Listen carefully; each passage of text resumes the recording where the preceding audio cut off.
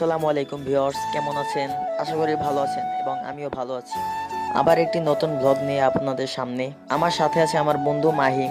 আমরা এখন সকালবেলা যাচ্ছি ফুটবল খেলার জন্য। এখন রাকিবদের বাসায় রাকিবের সাথে দেখা হলো। তারপর রাস্তার ভিতরে একটু আমরা প্র্যাকটিস করতেছিলাম। আর রাকিব তো ফোন নিয়ে ব্যস্ত।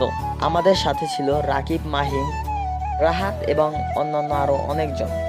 অবশেষে আমরা আমাদের গন্তব্যস্থানে পৌঁছে গেলাম এবং অটোর ভাড়া দিচ্ছিলাম এবং আমাদের সব প্লেয়ারই মোটামুটি রেডি।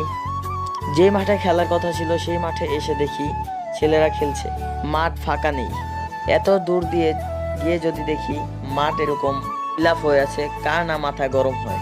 তো আর কি করার, আমাদের প্লেয়াররা পাশের মাঠে খেলার জন্য রেডি হচ্ছিল আর আমি এই মাঠের প্লেয়ারদের খেলা দেখছিলাম। অনেক ভালোই লাগলো তাদের খেলা দেখে। আমাদের খেলাধুলা শেষে আমরা একটি দোকানে গিয়ে মোজো কিনলাম এবং সবাই মিলে মোজো খেলাম।